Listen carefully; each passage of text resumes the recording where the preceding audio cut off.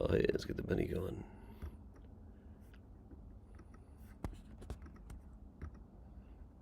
It's coming. Music's coming. It's thinking about it. Morning, even everybody. Hey, Miles. Miles. Hey, Karen. Why is the music not playing? This shouldn't be. Clarinet and even more. There we are. Hey, Pat. Hey, Nona. Miles. Benny Goodman, ladies and gentlemen, the man with the torrid clarinet and the even more torrid band who purveys assorted rhythms, all danceable, in the urban room of the Congress Hotel in Chicago. And first of all, one of Irving Timothy Berlin's G. greatest Octavio. hits, Blue Skies. Hey, everybody. Miles.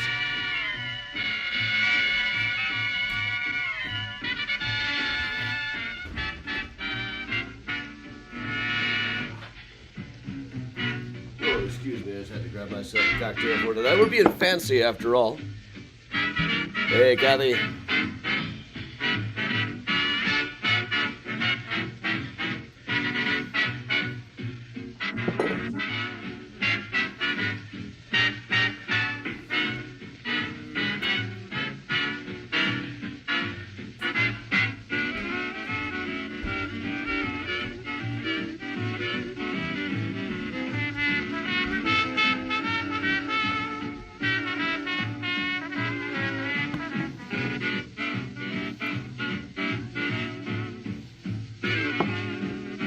Miles. Hey, Donna. Yep, I'm back. I'm back. I did not sleep at all last night. But I'm gonna do this. We're gonna do this. Hey, Riette over on Twitch.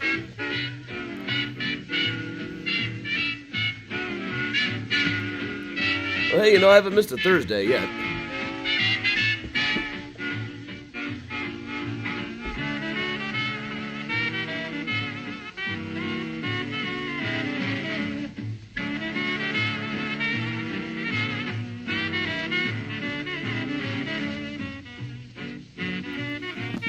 Hey, Bob. Hey, Marie.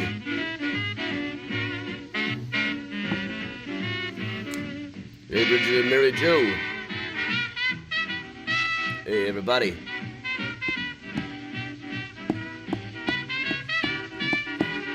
Hey, Marine. Blackberry margaritas, that's nice. Now I realize we have not done this tour virtually in a long time. Patty! Good to see ya. Everybody, check Patty's page. She's got a Substack with her new book that she's working on.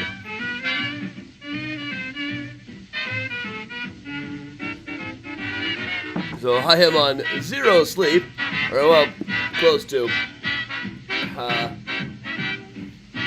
And Loracita, but in the midst of my brief period of not having regular work. Next weekend will be the 5th anniversary weekend of our virtual tours. With a virtual Graceland tour of Health Cares in History next Thursday night, followed by our first walking tour of the season.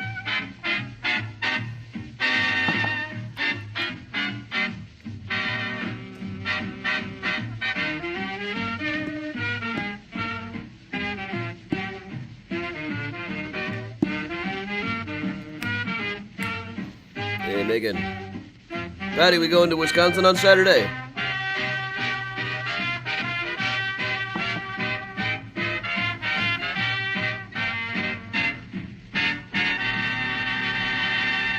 Hey, Janice. Benny Goodman presents Helen Ward singing With All My Heart.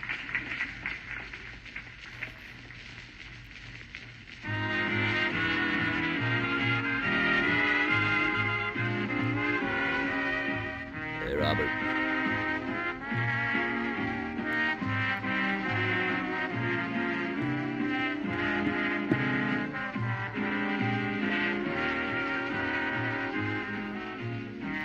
Hey, the two Kathleen in the euphonium section. Hey, David. Hey, Rodney. With your copper-belled euphoniums, horns of every shape and kind.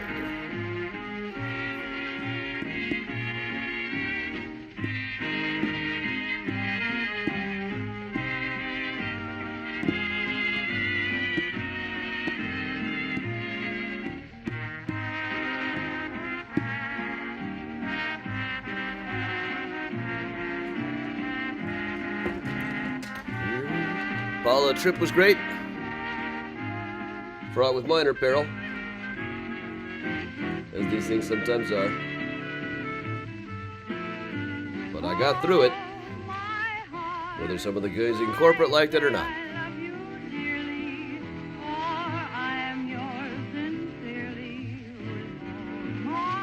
Miles the cat is on. Yeah, we all know whose show this really is. Gonna be working on some logo updates pretty soon, I think. This is a good graphic. It's not really as good of a logo. I need something new. I think it's time. We've hit the 5-year mark. I feel like we ought to shake things up a little bit. Telling of the miracle the day you came along.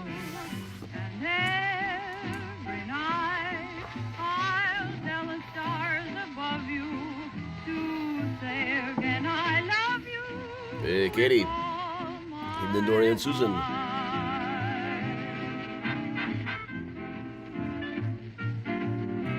Hey, Grandma Belle. Hey, Michelle.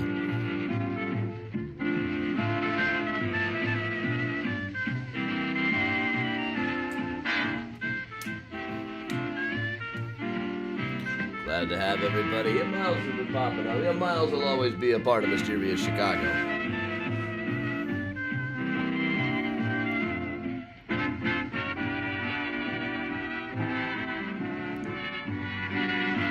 Patty, Sunday I gotta go to Nashville.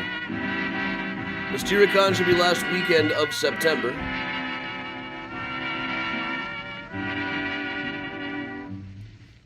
Benny Goodman goes way back and gets a lot of rhythm out of Walk, Jenny, Walk. Benny Goodman and his orchestra.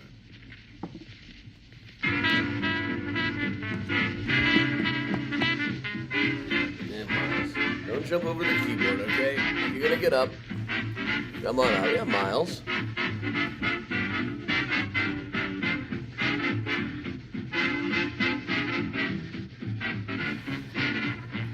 I had a really cool designer offer to help me on some graphics and logo stuff.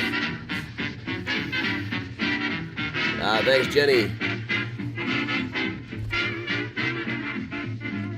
Hey, Elaine. Hey, Wisp over on YouTube. All the way from Boston. Hasn't little Miles grown up right before our eyes? He has.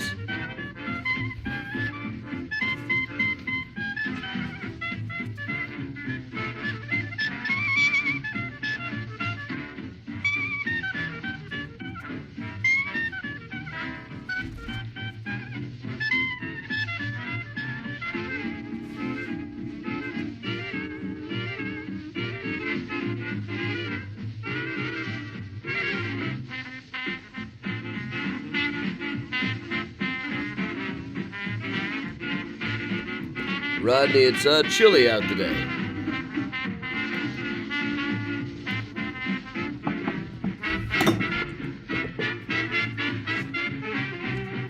Yep, it's okay. I'm awake.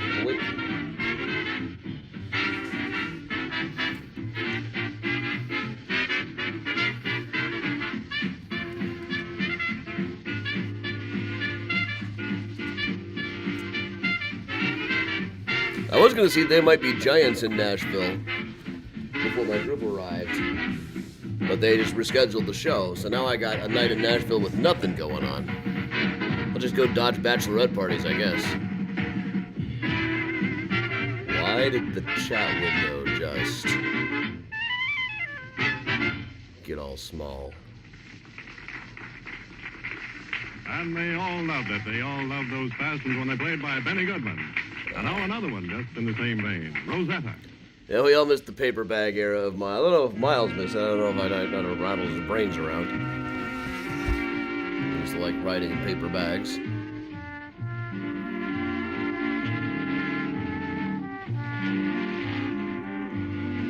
Miles. Sure glad to have me home. There's a few music venues. Trey Anastasio's at the Ryman. A lot of just people playing in bars.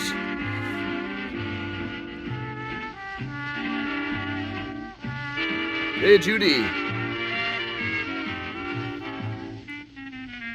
Good to have you back, Judy. We're always here. We're all here. Hey, Miles.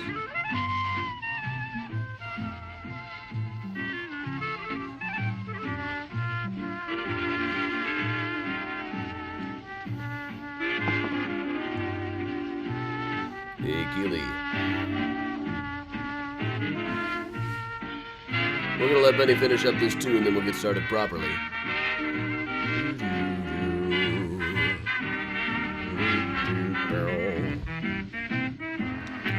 You know, I should have been on this screen this whole time.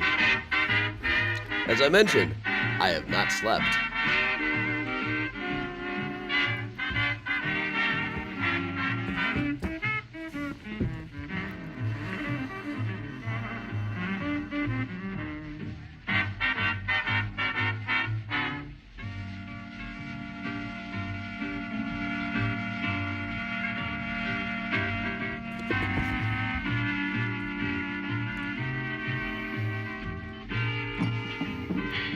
Hey, Susan. Hey, Jen. Hey, everybody. Hey, Rebecca.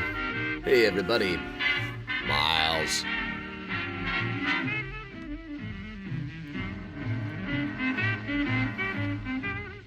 Hey, Kristen.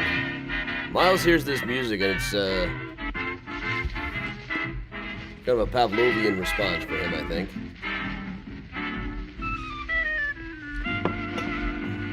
So look, later on I will show off the record I found.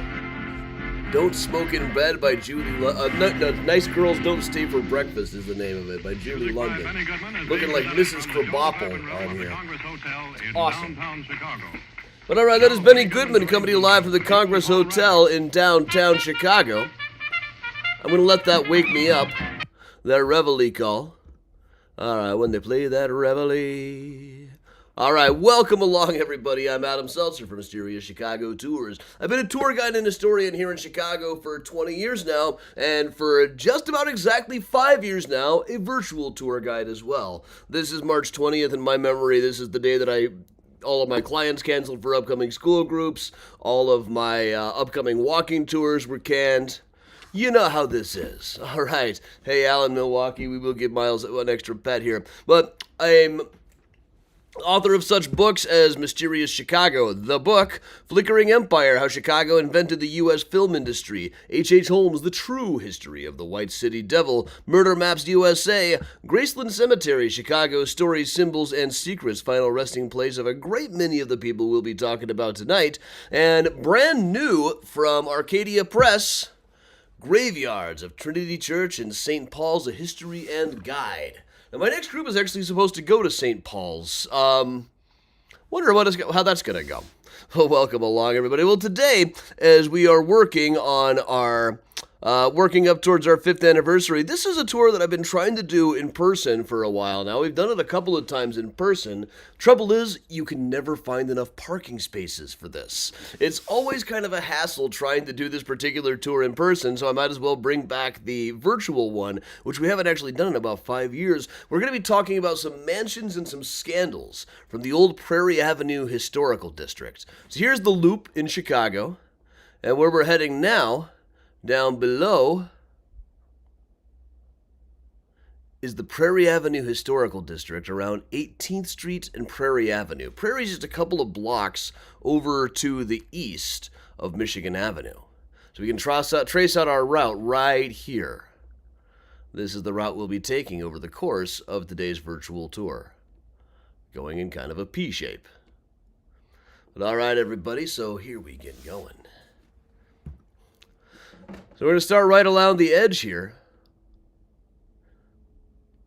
Here at Fort Dearborn Park. Fort Dearborn Park is said to be approximately the site of the Battle of Fort Dearborn back during the War of 1812. This is an 1834 picture of Chicago, but right around here, this is approximately what it would have been like back in those days as well. Fort Dearborn would be a little bit off to the side of this. Fort Dearborn was the site where pretty much every non-native person in Chicago lived as of 1812. But during the War of 1812, the second time we fought the British, word came in from General Hull that the British were advancing on the fort and we didn't have the resources to take them out. So Captain Held went out, had a council with the Potawatomi and said, listen, if you guys will help us get down to Fort Wayne, we will give you all of our guns, all of our ammo, and all of our whiskey. And they agreed, but some of the other officers decided that Captain Held must have been out of his mind, poured all of the whiskey into the water, got rid of all of the guns.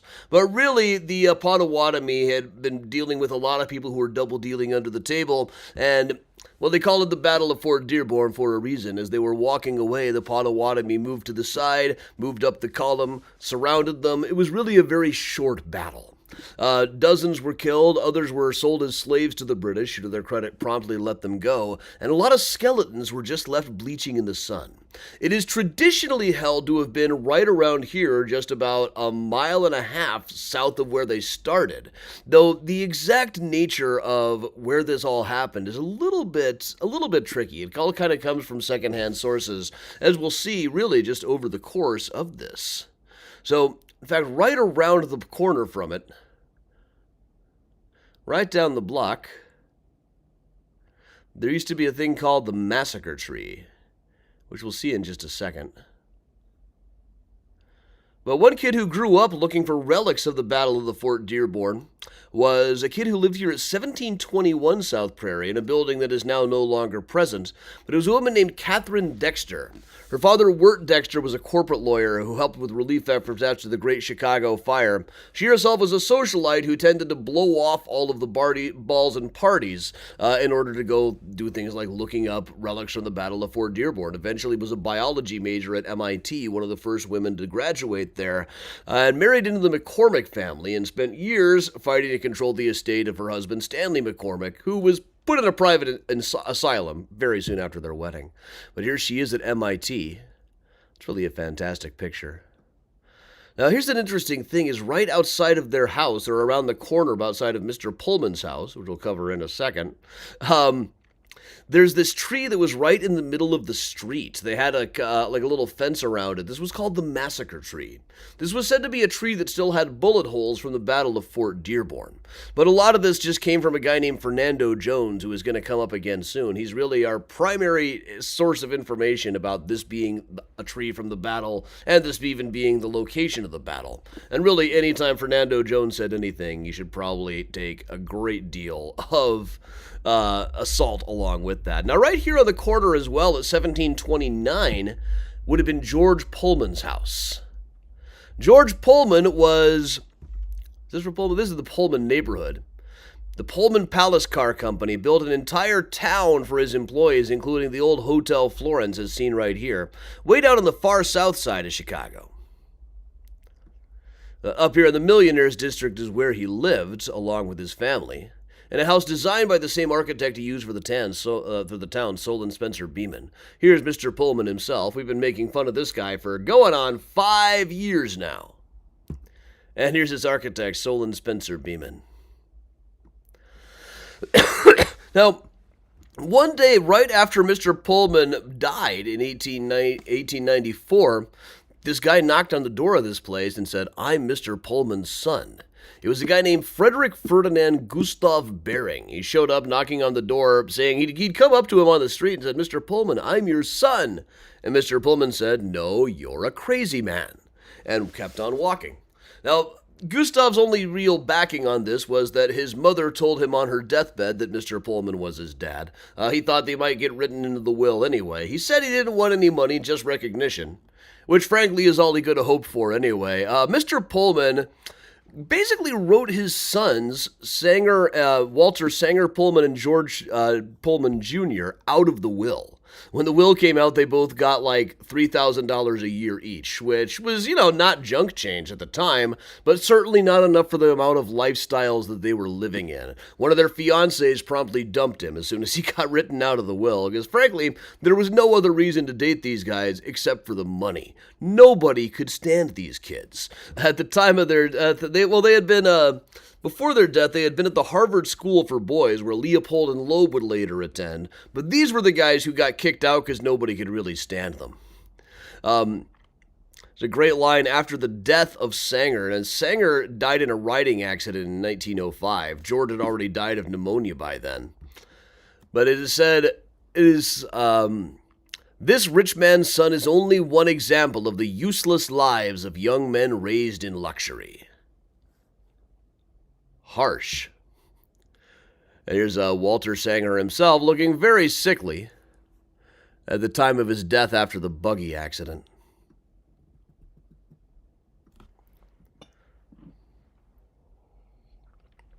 At one point, Walter married, George Jr. married Sanger's old fiancée, but carried on an affair with his girlfriend the entire time, too.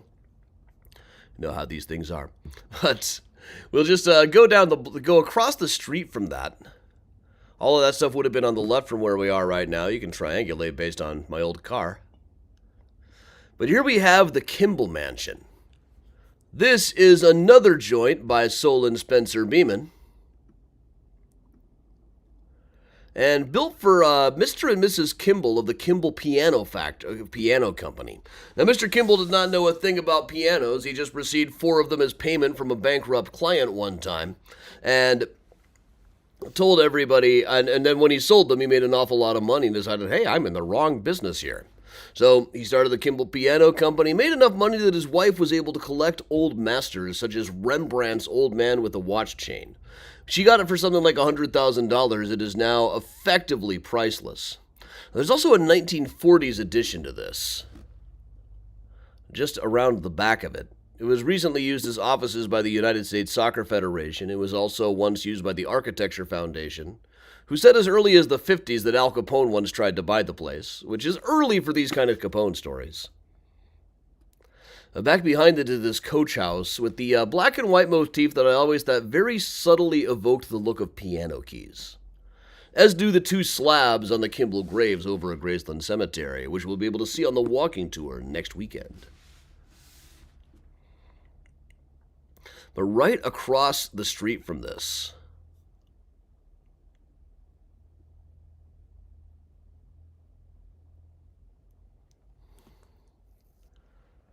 is the Glessner House. Mr. John J. Glessner was a farm equipment baron. I see we seem to have lost this picture. In which case, hang on, we'll replace it with something. Let's see.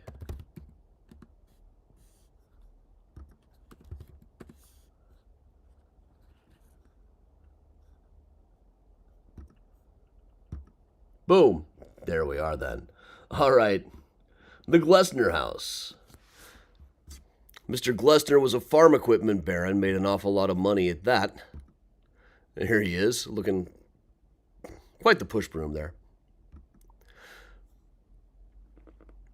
Also his wife, Frances, a diarist.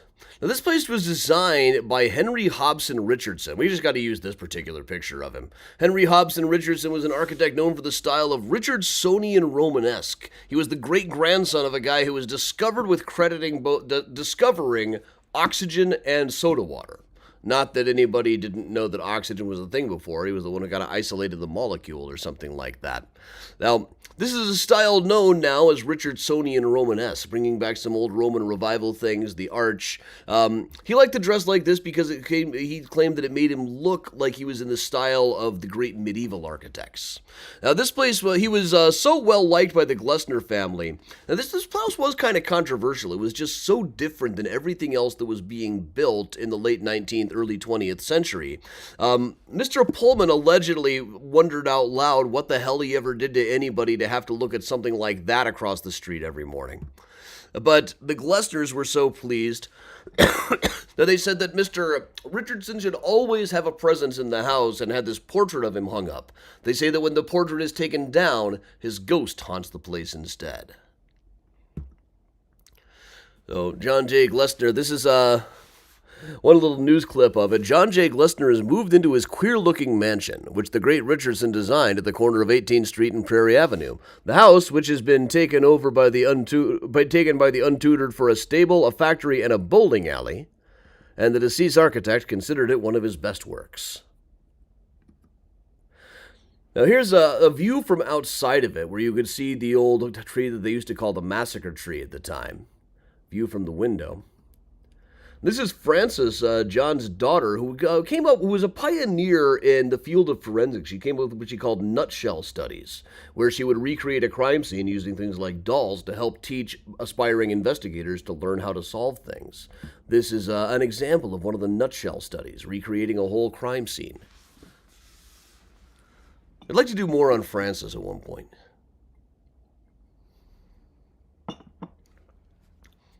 Jim, we are all wishing you well. I have to scroll back to see what exactly is going on here. But let us cross the street.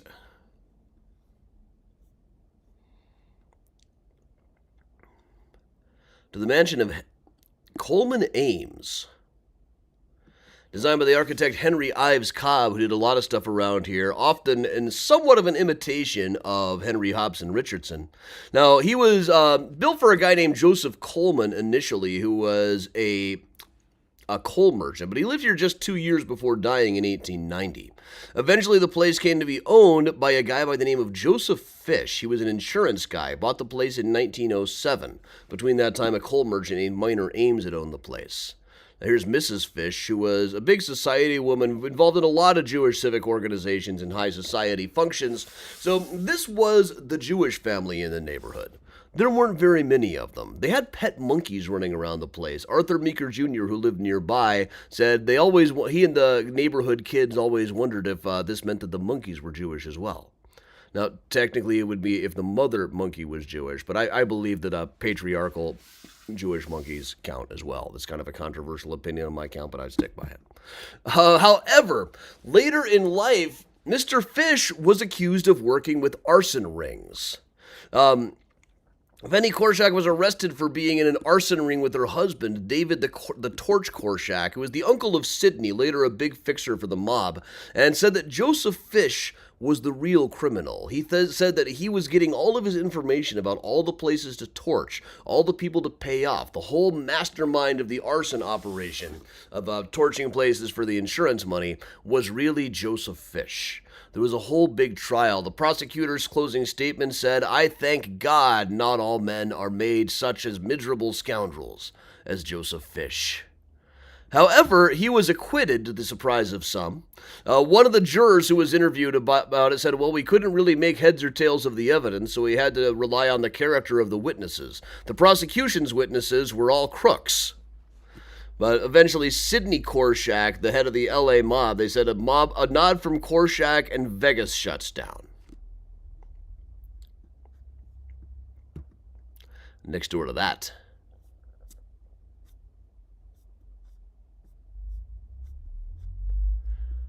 Now right here what we've got is some newer remodeled houses that are built to at least kind of impersonate the style, at least enough that they fit in. By the mid of the 20th century, most of the great mansions that had lined this place were long gone. People said it looked like a smile with most of the teeth missing to walk down the place. But this is how this block looked, this same block, back in the early 20th century. And right here, this one, this white one here, the lighter colored one, right next to the Coleman Ames house, was remodeled before this picture was taken. Here's how it would have looked originally. So this is what is later known as the Joseph Sears house, then the Meeker house. It was by the Daniel Burnham Company, though Meeker had it remodeled. Now, Joseph Sears was not the department store guy. He was another industrialist, founded the suburb of Kenilworth, worked for American Cotton Oil. There's Daniel Burnham, the architect, in a mural by Candace Johnson, next to everyone's, well, some of our favorite historian. Here is Grace Murray Meeker, who lived in the place, was a great socialite, always ready to reminisce about how things were so much more exciting back in the 1890s, along with her son, Arthur Meeker Jr., shown here in a top hat, who grew up here when he was a little kid in the early 20th century, had a very detached view of the whole thing. Now, he grew up in the 1920s. He said, "We were living in the age of F. Scott Fitzgerald, and didn't we know it? This side of paradise was our Bible." And talked about all the people who knew who got written into F. Scott Fitzgerald's books we've been covering around here lately. He later himself wrote a novel called Prairie Avenue, which just was his sort of view of what all of this stuff was like back in the day. He was kind of detached. He used to say that taste in the 19th century was as bad as it's ever been. For his generation, anything Victorian was just hopelessly old-fashioned. Right next off to this was a very cool building. This is the Doan House at 1827. Well, let's flip around from here.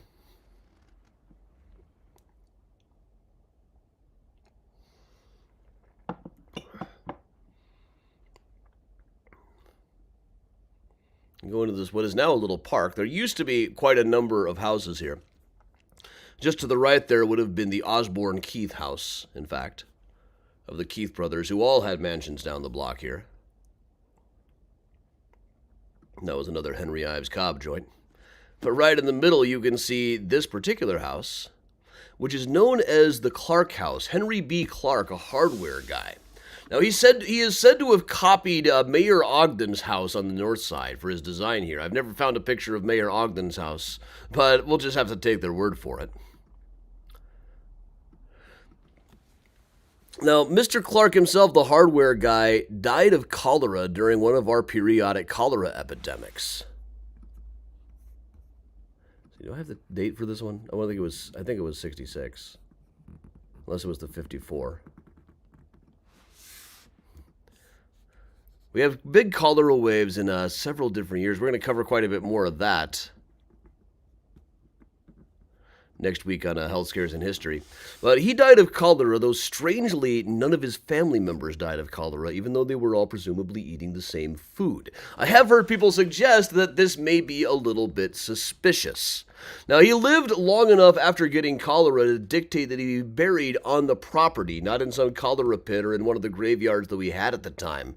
The house at the time would have been a couple of blocks to the north of this. They moved it and then moved it back to get away from possible fires. But for a long time, Mr. Clark's grave was just sitting right over there in the yard a couple of blocks up.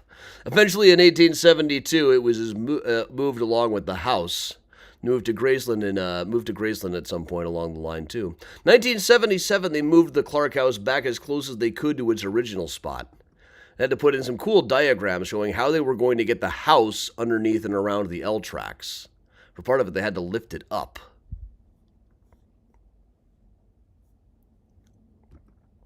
Well, amongst the others that were standing here, back in the 1800 block, would have looked like this before there was a park there.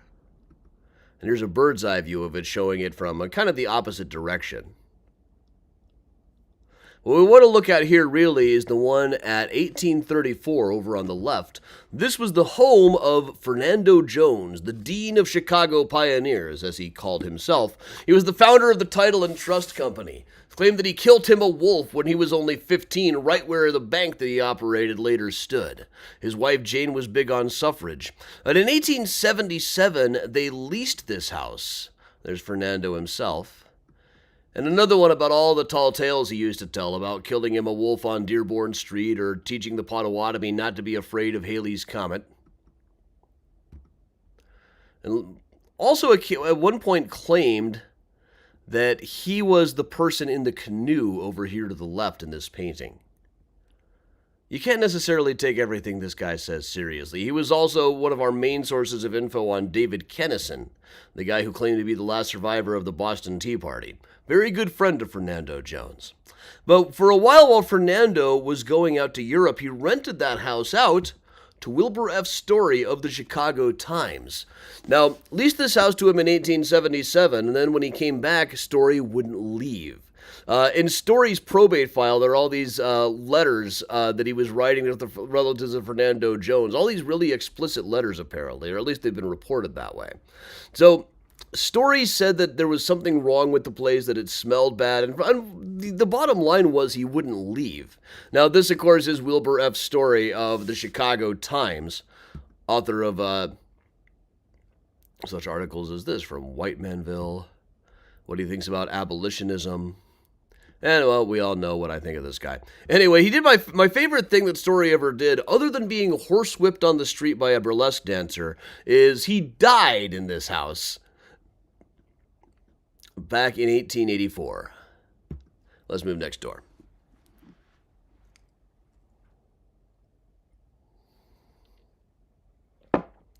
We're at Fernando's Hideaway. We're at Fernando's Hideaway. A little bit down the block. We're hiding with Fernando. Fernando! Yeah, haven't slept all night. But this is one of my very favorites. Just adds bats and you've got Scooby-Doo over up here. This is the Keith house. There were 3 Keith mansions around here back at the time.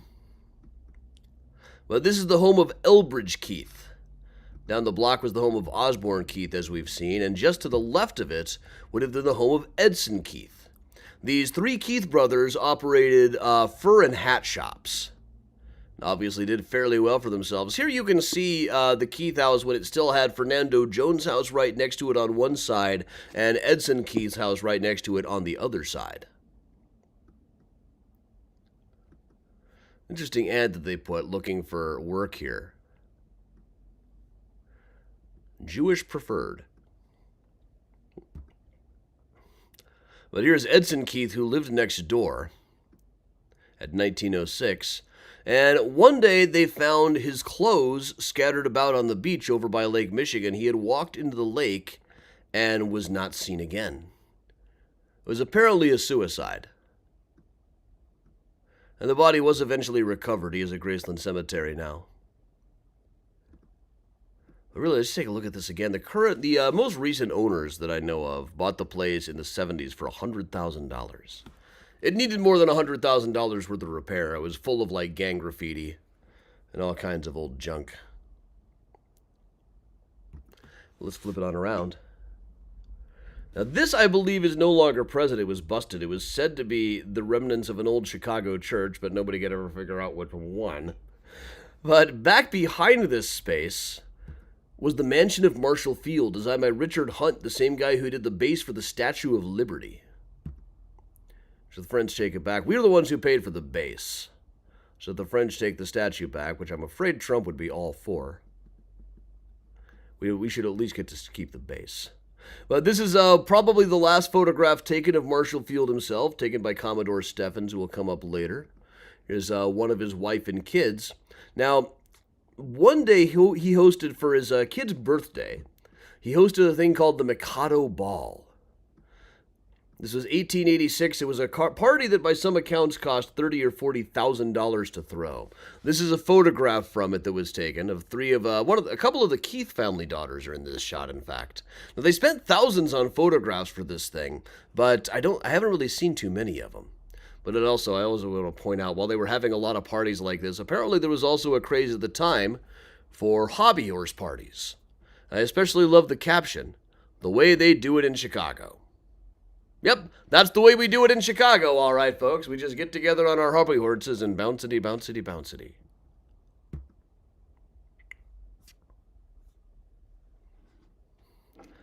But that was Marshall Field's house. Just a couple of doors down, designed by Solon Sensor Beeman once again. This is the Marshall Field Jr. Mansion. And Marshall Field was married to Albertine Huck.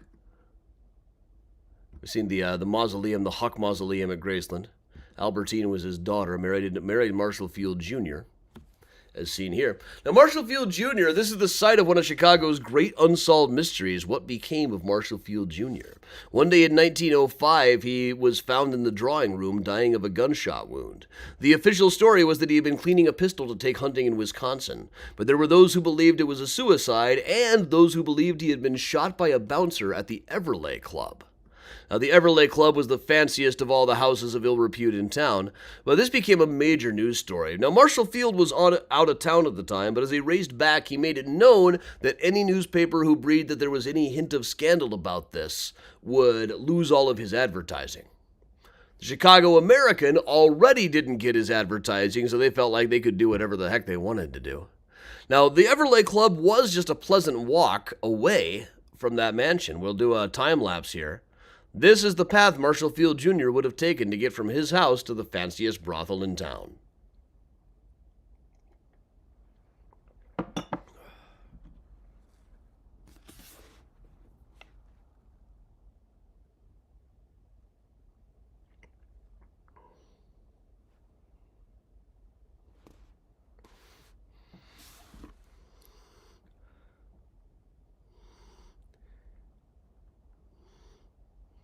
All right. I'm going to respond to something here.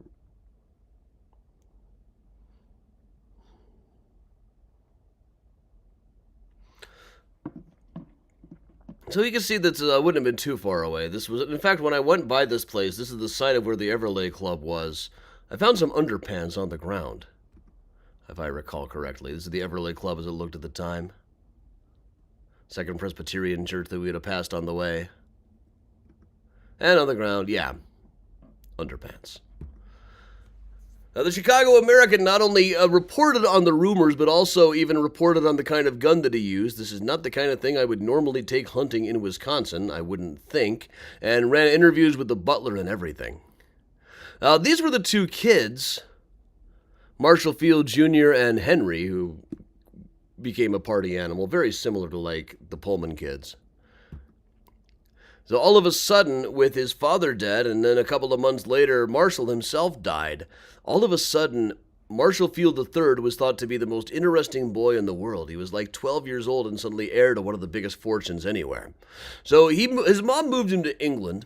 He served in World War I, came back and kind of lived the Great Gatsby lifestyle for a while in the 20s before he started buying up newspapers and saying, well, sure, I've inherited a great deal of money, but if I can't make 3 meals a day, what am I even doing? Interesting guy. Now, I'm going to cover just briefly here, because it is such a scandal, and I do enjoy a scandal. Field's younger son, Henry, was 10 at the time. Field Jr.'s son was 10 at the time of his mysterious death. Held 40% of the Field fortune, grew up in London, got a Palace Theater Follies chorus girl named Peggy Marsh pregnant, moved back to Chicago, said he'd send for Peggy, then married someone else. Paid her off on the day of the wedding in 1917. Died weeks later after an infection that he got from getting his tonsils removed before going off to fight in World War I.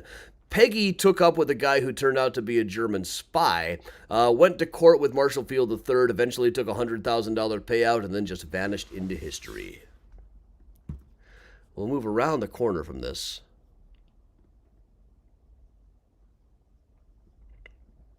To the Cullerton Mansion. These are a few really cool old ones here. The Cullerton on the left. On the left was the home at one point of Fred Morelli, who took over for Hinky Dink Kenna as a committeeman in the First Ward in 1944, owned the Coliseum and the jukebox racket. In those days, if you owned a jukebox, you could either buy from Morelli or you could not have a jukebox at all. Jukeboxes were really a scandal-ridden thing at the time. There were battles over who would get their songs into jukeboxes. This made things very lucrative for some people. In 217, in the middle, was J.J. and May Gibson, who did it about 1905. She had been the official photographer of the World's Fair back in 1893. She and her husband were in charge of doing studio shots and employee ID photos. Still a very new thing at the time. Later on, she was involved in a love triangle. She She was seeing a guy that he said was for business. His wife sued her for alienation when they got divorced, won $3,500. She said it was just business when she saw him, then sued him for breach of promise when he didn't marry her. But he beat her son, tore up her promissory notes.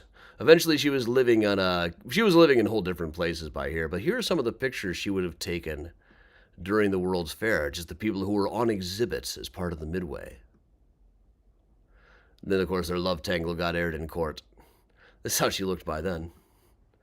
But later on, she came up with the Association of 93ers, which was basically a nostalgia club for people who had worked at the World's Fair back in the day. Let's move down a bit. I'm really booking through on time today.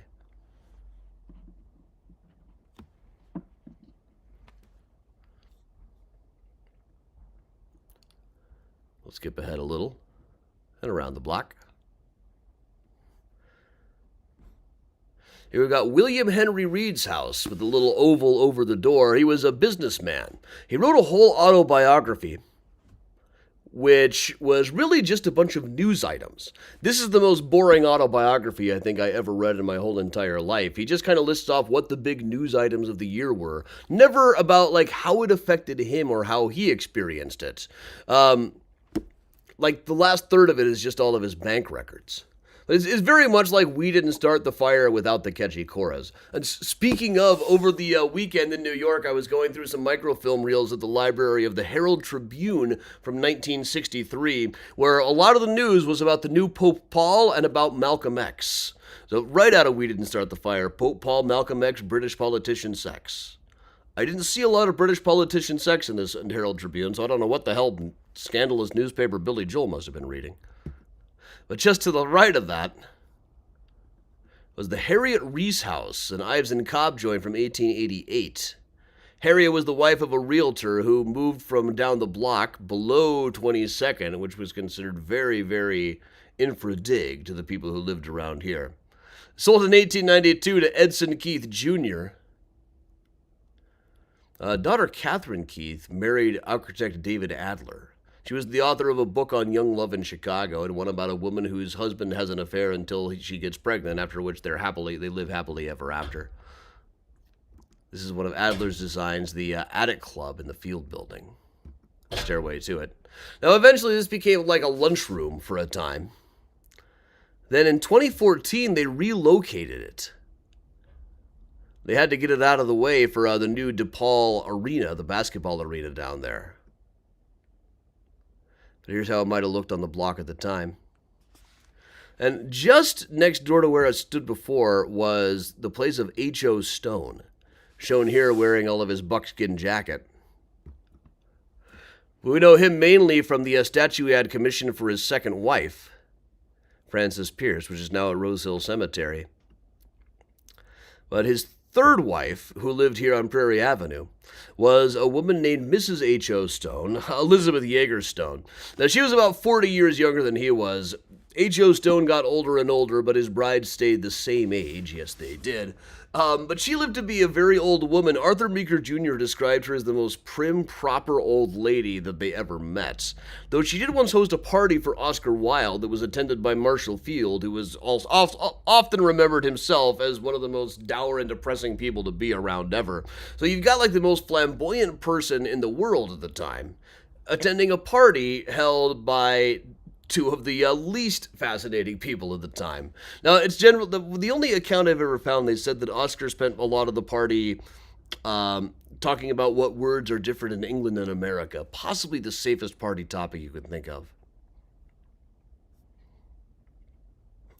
Let's proceed on a little bit here. A bit down the road, where the DePaul Arena is now.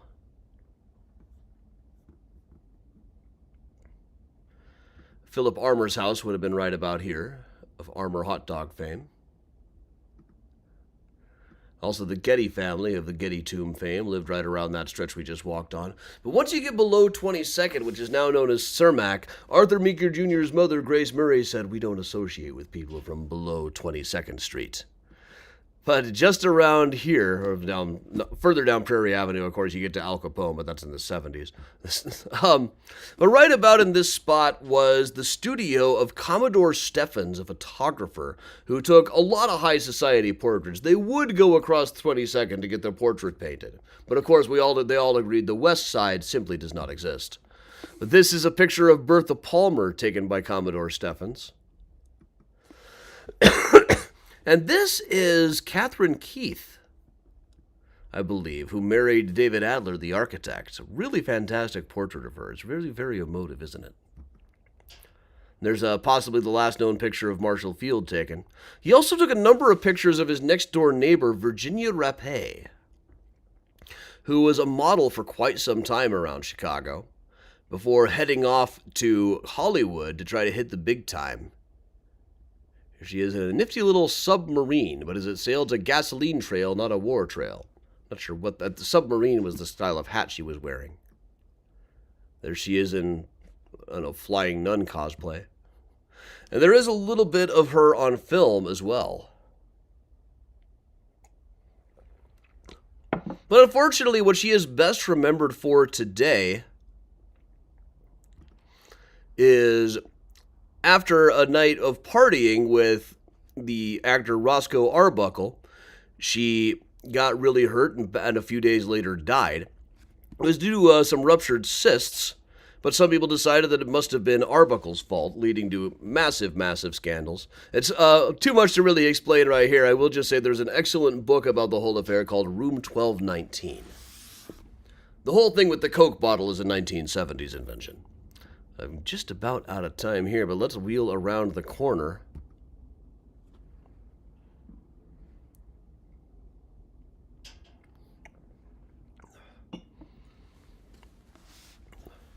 We'll check out the Wheeler Cone House,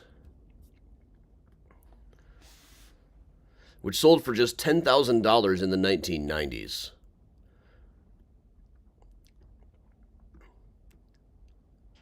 Some interesting shots of this place. It's kind of a forgotten Prairie Avenue district house. For a while, it was just like an egg factory. But in the 1910s, it was a boarding house. Then later, a butter and egg place. But there's a terrific thing. There was a woman living here named Peggy Davis for a while when it was a boarding house. And at one time, she was approached by the roving reporter, asking, will Mary Pickford's divorce injure her reputation as a moving picture actress? To which Peggy said, I knew Mary when I was at the movies. She's clean and pure as any girl ever was. She always had good roles, and her pictures unusually leave a good taste. Her admirers won't be worried by the publicity, and Mary doesn't care about those who don't love her. Movie fans will always call her the sweetest girl in the world. Now, it's almost like there's a curse around here. There's so many people we've talked about who died in car crashes or terrible things. So this, in fact, is Peggy Davis, who went on to be one of the Ziegfeld girls, and died in a car accident in Paris. Ended up going over a cliff driving a car. There was a mystery bag on hand at the time. She had gotten married, moved to France, careened off a cliff that was variously reported as 200, 500, or 600 feet.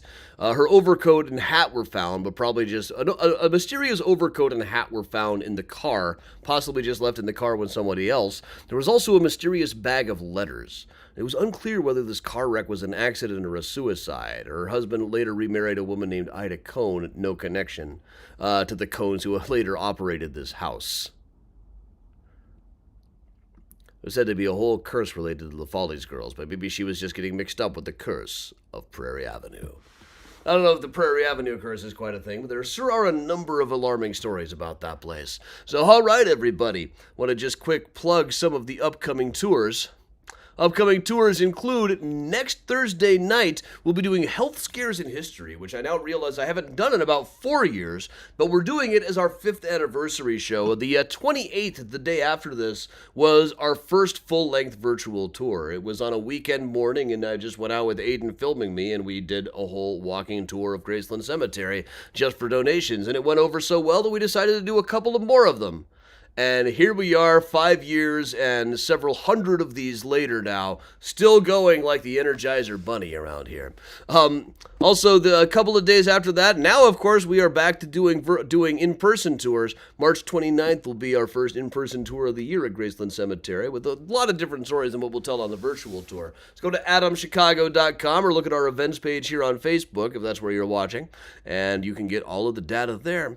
So with that, everybody, I am going to put the Benny Goodman back on, and we will just hang out a minute.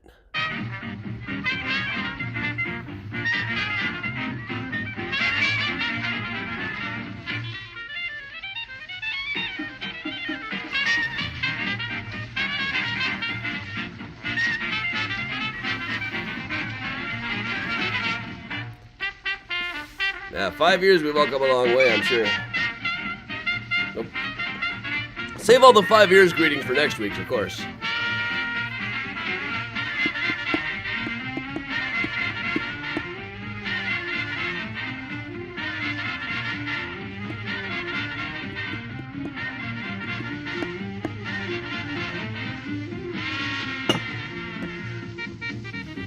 Put up the donation links right there. Right there.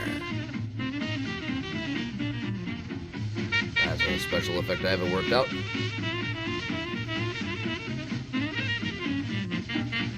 Mara, all of the programs are still up. You can just go on the videos page. They'll still be there.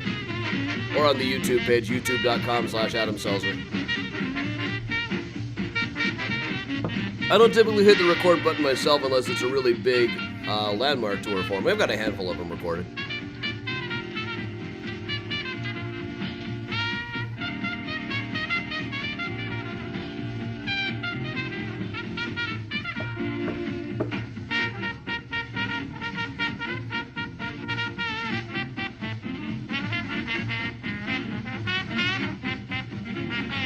Bob, yeah, there was 100 Ways to Die at Graceland. It didn't sell too well. It was kind of a pain, so I didn't really do it again.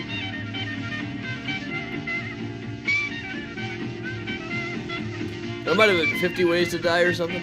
I can't remember how many I ended up on, but 100 was going to take too long.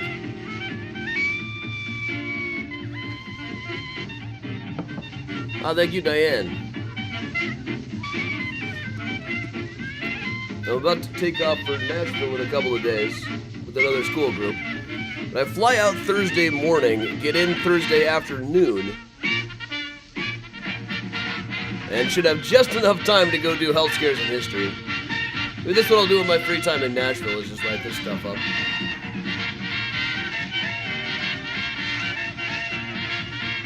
Megan, sorry to hear that.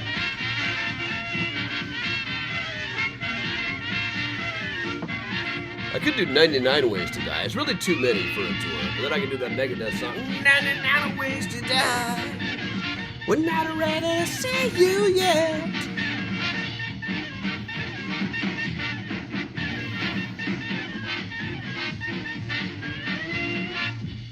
Thanks, Sue. And that would put rhythm in the feet of a wooden Indian. That was the Bugle Tall Rag, Benny Goodman's own arrangement. Now, the popular tune, Thanks a Million.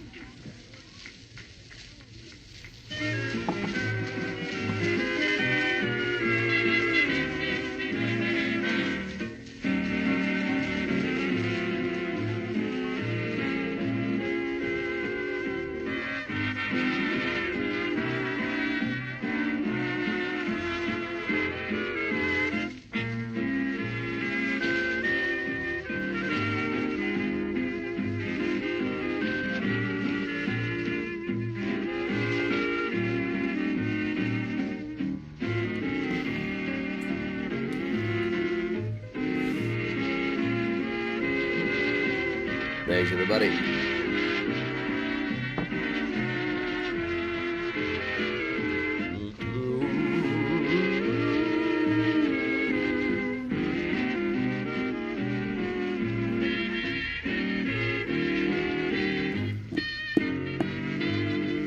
Yeah, it ended up being 50 Ways to Die.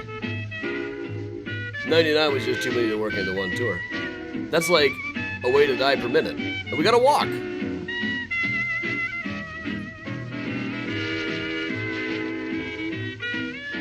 Sarah, thank you for explaining that holy name. Saturday, I think I might be in Wisconsin with Patty.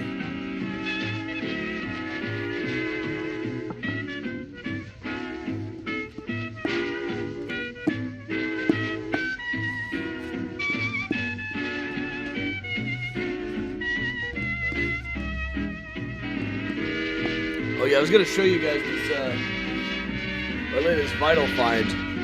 I've streamed this before, but I've never even seen it on vinyl before. Nice Girls Don't Stay for Breakfast by Julie London. Featuring really sexy, sultry versions of the Mickey Mouse Club March, and, well, the finale, the Mickey Mouse of Now It's Time to Say Goodbye. And Give a Little Whistle as well.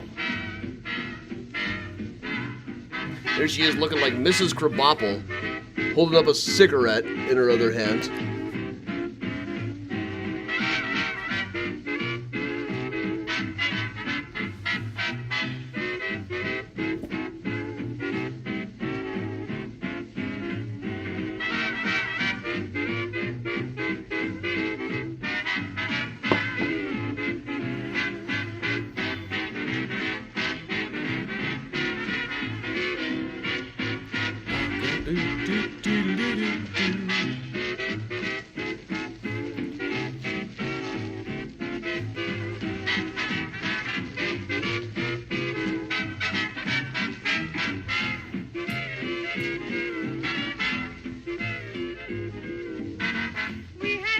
Bob, please, please do not pass away during a cemetery tour.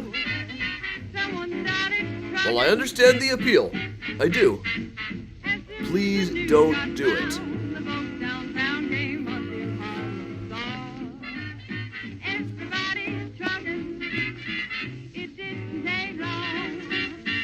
Well, Streisand was doing like a sexy version of a kid's song in those days, in the early 60s, wasn't she? Which one was it? Now I gotta look that up.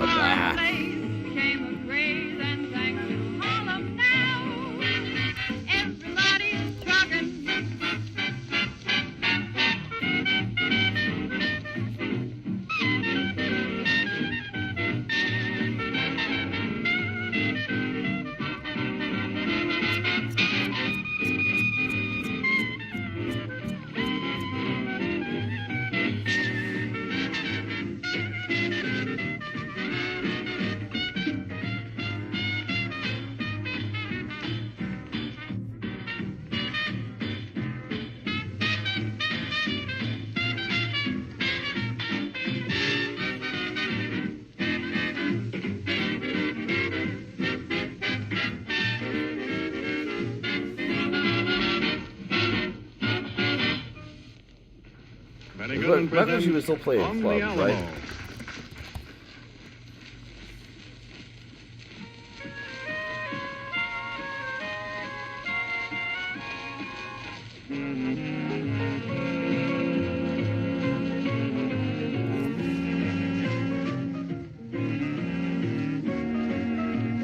It was Who's Afraid of the Big Bad Wolf?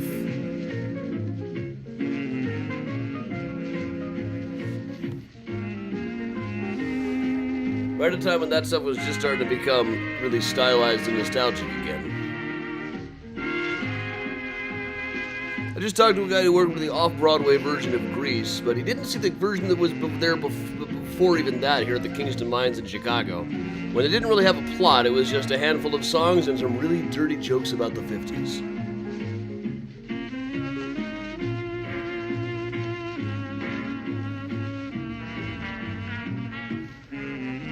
Hey, good luck, Megan.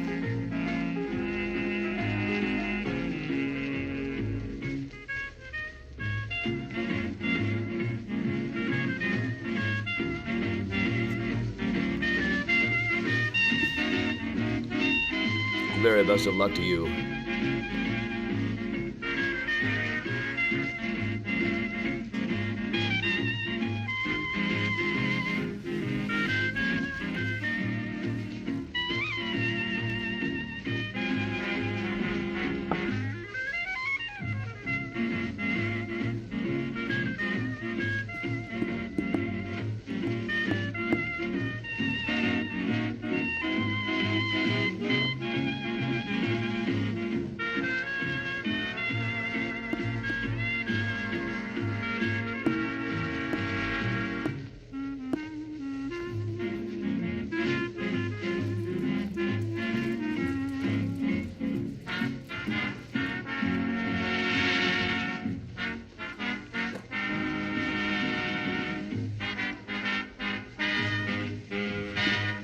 Kathy, congrats to your daughter.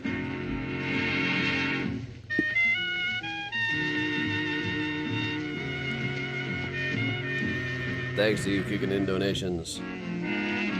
Always much appreciated, of course. My weariness amazes me. I'm branded on my feet. Eeny, meeny, miny, mo, and we stay right in the urban room of the Congress Hotel in Chicago and dance some more to Benny Goodman and his orchestra and hear Helen Ward sing Eeny, meeny, miny, mo.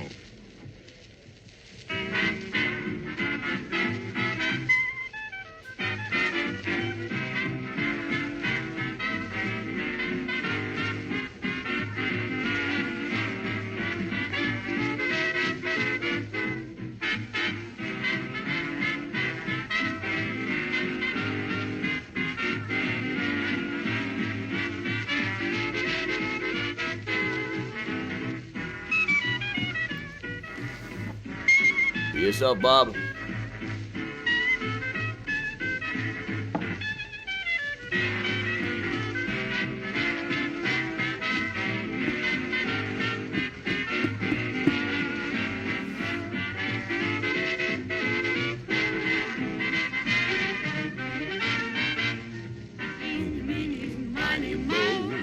Catch your troubles by the toe. If it hollers, let it go, let it fly away.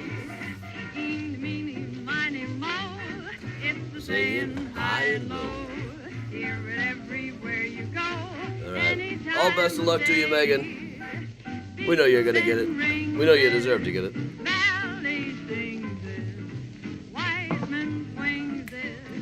Even Mr. Crosby sings it. Catch the trouble by the toe. If the hollers, let it go, let it fly away.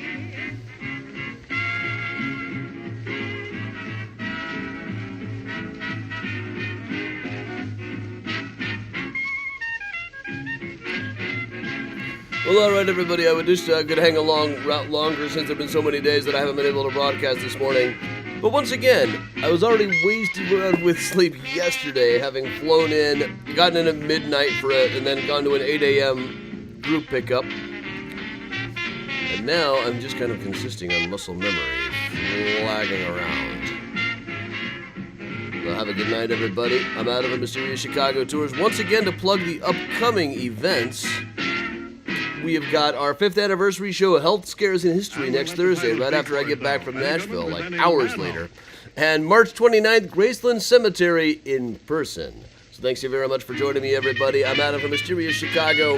Stay safe, stay strong, and stay spooky, everybody. Keep those cards and letters.